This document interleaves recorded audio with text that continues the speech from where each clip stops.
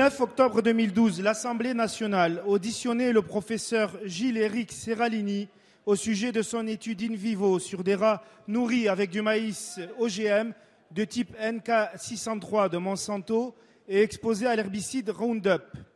Cette étude a été une première en France puisqu'elle s'est réalisée sur une période longue de 2 ans, alors que les protocoles habituels se résument à 3 mois. Elle a mis en évidence des effets cancérigènes alarmants et a conduit aussi à se poser la question des conditions dans lesquelles sont accordées les autorisations de mise sur le marché.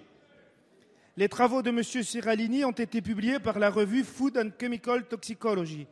Cette revue vient de lui demander le retrait de son étude au motif d'inconclusivité, caractéristique pourtant commune à des milliers d'études qui ne sont jamais retirées.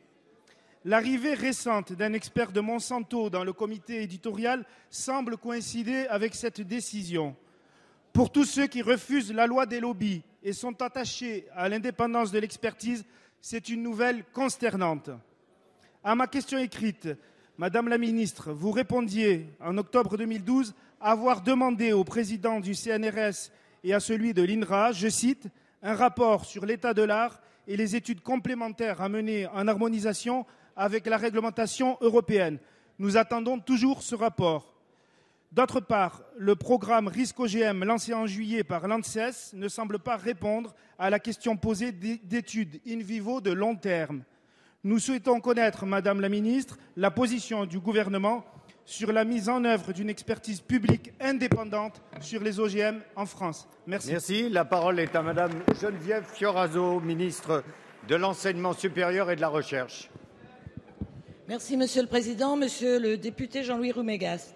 L'article de M. Gilles Seralini, publié en septembre 2012 dans la revue scientifique Food and Chemical Toxicology, avait fait l'objet de vives critiques de la part de la communauté scientifique.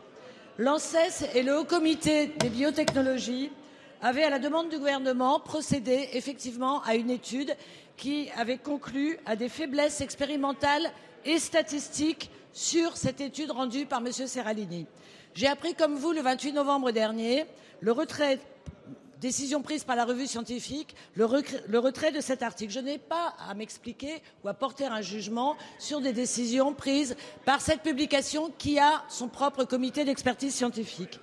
Plus d'une vingtaine de projets de recherche publique financés par l'Agence nationale de la recherche avaient été recensés à la suite du rapport que j'avais demandé dès le lendemain de la publication de cet article en septembre 2012, effectivement au président du CNRS et à l'INRA pour faire l'état de l'art sur ce sujet dans la recherche française.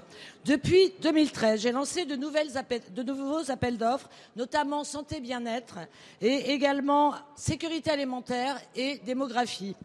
En même temps, je soutiens le programme Risque OGM qui réunit un consortium de chercheurs, notamment de l'INRIA, sur les effets toxiques potentiels à long terme des OGM. Car effectivement, il faut étudier les effets toxiques à long terme, mais de façon sérieuse, approfondie, avec une méthodologie incontestable. La toxicologie et l'écotoxicologie sont des disciplines nouvelles que je soutiens avec force. Sur ces sujets complexes et inédits, nous devons nous appuyer sur une recherche publique transparente et sereine. La recherche a un temps long, plus long que ceux des coûts de communication, plus long que ceux des jugements binaires. J'ai la volonté de poursuivre et de soutenir ces recherches en France.